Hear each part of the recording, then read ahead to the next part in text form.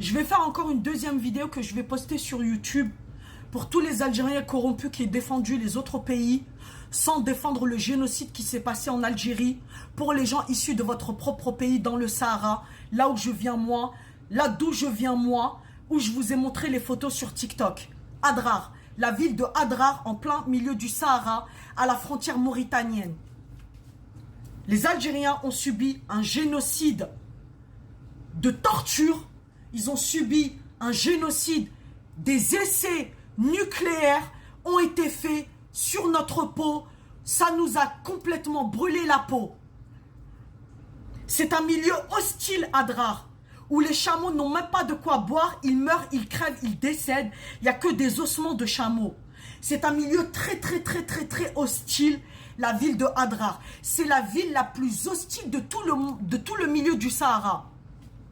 Un seul hôtel est là-bas, pour les touristes. Toi, t'es algérien, on te voit à la télévision, en train de brûler, en train de casser en France, en train de prôner un drapeau palestinien à Métro République pour défendre un pays qui n'est pas le tien. Qu'est-ce que tu as fait pour la ville de Adrar, les gens issus de ta propre nationalité, les gens issus de ton propre pays qui ont subi un génocide au lieu de les ramener ici avec un truc de asile politique? Oui ou non? Toi qui es en politique, pasteur espagnol, tu nous prônes un drapeau palestinien. Le Sénat, c'est la République. La République, on ne prône aucun autre drapeau à part le drapeau français qui est bleu, blanc, rouge. Est-ce que je me suis bien fait comprendre, oui ou non? Le Sénat français, le gouvernement, le parti politique, on ne prône aucun autre drapeau à part celui de la France dont vous êtes issus, là où vous habitez, là où vous mangez, là où vous dormez. Le drapeau, c'est bleu, blanc, rouge. Est-ce que je me suis bien fait comprendre, oui ou non? Toi qui es pasteur gitan tzigane espagnol, t'es parti nous prôner un drapeau palestinien au Sénat, pourquoi exactement? Parce que la petite palestinienne de 16-17 ans, elle est mignonne, très fine, très belle et elle est attirante. C'était pour te rendre intéressant devant la petite palestinienne. T'as fait quoi pour le génocide algérien? T'as prôné le drapeau algérien au Sénat? Ça fait depuis 10 ans que vous cassez nos voitures, que vous brûlez nos voitures, que vous cassez les magasins, que vous écrivez sur nos bâtiments, que vous avez cassé ma porte, que vous avez écrit sur ma porte. Ici, c'est Gaza, Palestine, Free Palestine. Ici, c'est pas Gaza. Ici, c'est la France, c'est bleu, blanc, rouge. Ici, c'est pas Gaza, c'est pas Palestine, c'est pas Israël. Ça fait plus de 10 ans que vous nous cassez nos voitures, cassez nos portes, touchez à nos serrures. Vous nous insultez, vous nous bannissez nos comptes, vous nous volez notre argent, vous me bannissez mes lives comme à l'instant, pour une cause qui n'est même pas la vôtre, un pays dont vous n'en avez rien à foutre. Vous avez fait des jeux sur TikTok en prenant un drapeau palestinien juste pour recevoir de l'argent à la place des Palestiniens. Bande de vicieux que vous êtes. Vous faites des matchs palestiniens drapeau contre Israël drapeau. T'es ni israélienne, t'es ni palestinien. Tu as profité comme certains journalistes, tu as profité d'un événement médiatique pour gagner de l'argent sur cet événement médiatique pendant que des vrais gens crèvent, pendant que des vrais gens meurent, pendant que des vrais gens sont en véritable souffrance. On se pose la question pourquoi c'est toujours le même pays qui est en souffrance, médiatiquement parlant, par rapport à ce que la télévision, elle vous montre. T'es sur place là-bas pour voir vraiment la souffrance des gens? Moi, j'ai été au Kosovo. Et oui, j'ai vu de mes propres yeux des milliards et des milliards et des milliards de kilomètres de cimetières musulmans où les hommes ont été enterrés avec leurs fils et il restait que les femmes seules avec leurs bébés. Moi, j'ai été sur place pour voir ça. Toi, t'as été sur place pour voir ce qui se passe là-bas? Ou t'as juste écouté et enregistré ce que les gens ont voulu te montrer à la télévision? Vous avez parlé du génocide algérien à la radio? Vous avez parlé du génocide algérien à la télévision? Vous avez parlé du génocide algérien au gouvernement ou au Sénat? Les gens qui ont subi de la torture, des viols, les gens qui ont subi des essais nucléaires, des cobayes du milieu médical. Voilà ce qu'on a été pour vous. On a été des cobayes du milieu médical.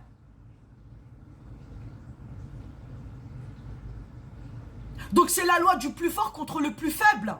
Celui qui est le plus honnête, le plus gentil, le plus sain, le plus tranquille. Tu l'écrases, toi et ton complotisme, toi et ton mensonge. Tu l'écrases par le biais de la force. Si c'est la loi du plus fort et du plus faible, tout le monde va s'armer, plus personne ne sera en vie. Tout le monde va se tirer dessus, tout le monde va mourir. Ça va devenir comme les États-Unis. Tout le monde va être en droit de s'armer. Demain, je veux pratiquer un sport de chasse. Je vais aller, j'ai une carte de 2 ans, j'ai le droit d'avoir une arme. Et je tire sur tout le monde. Des gens qui étaient issus du milieu psychiatrique dans le 77 comme Juliette Pujol, elle a une carte de tir, chasse de tir. Est-ce que tu peux nous expliquer? C'est pour certains et pas pour d'autres les armes. Les cartes de tir, les sports de chasse, c'est pour certains et pas pour d'autres. C'est ce qu'ils font les châtelains quand ils vivent dans un château ou dans un manoir reculé de la population. Comment ils font pour pouvoir se protéger eux-mêmes? S'il y a des militaires qui arrivent, s'il y a des gens qui arrivent dans un camion à 12, 14 mecs et qui veulent te voler, te brûler, qu'est-ce qu'ils font les châtelains, les gens issus de la noblesse? Ils font un sport de chasse. Je chasse le gibier, je chasse le lapin, je chasse l'animal, je passe mon permis chasse et je suis en droit d'être armé. Si on a un qui approche mon manoir, si on a un qui approche mon château, je lui tire dessus. Voilà quoi il lui a servi son permis chasse. À tirer sur l'humain. Arrêtez de faire les hypocrites, arrêtez de mentir aux gens. À un moment donné, il faut leur dire la vérité. Il faut arrêter de censurer la vérité. Tout ce que tu me censures sur TikTok, YouTube l'accepte parce qu'ils savent que c'est la vérité. Donc vous les Algériens, ça fait 14 ans que vous prenez des drapeaux qui ne sont pas les vôtres. C'est quand que vous allez vous réveiller, défendre le génocide qu'on a subi nous les Algériens dans le Sahara, défendre le cobaye du milieu médical qu'on a subi dans le Sahara.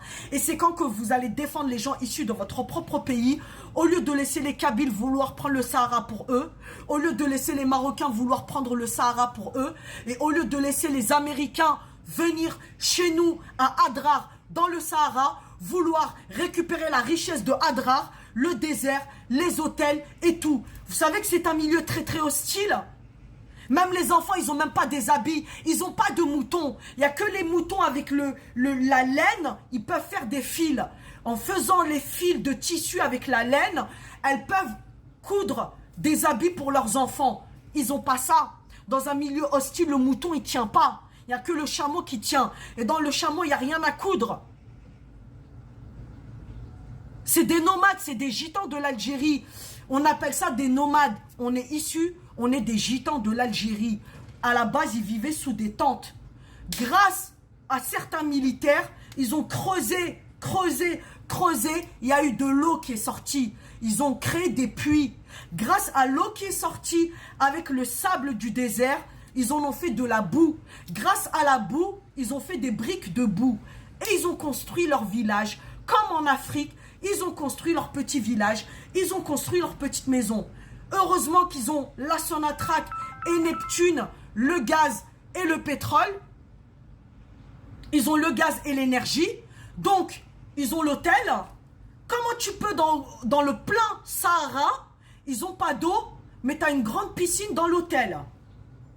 C'est comme si que tu me mettais un McDo en plein milieu du Sahara. Les gens, ils n'ont pas d'électricité, mais toi, tu as une piscine à l'hôtel. Toi, tu as de l'électricité à l'hôtel, mais les gens du village, ils n'ont pas d'électricité. Toi, tu as de l'eau, tu as une piscine à l'hôtel, mais les gens du village, ils n'ont pas de piscine, ils n'ont pas d'eau. Ils sont obligés d'aller à dos à chameau avec des jerrycans comme ça, remplir de l'eau. Donc, tu voles l'eau des pauvres du puits pour remplir ton hôtel de piscine. C'est pas le tourisme qui va faire gagner les choses.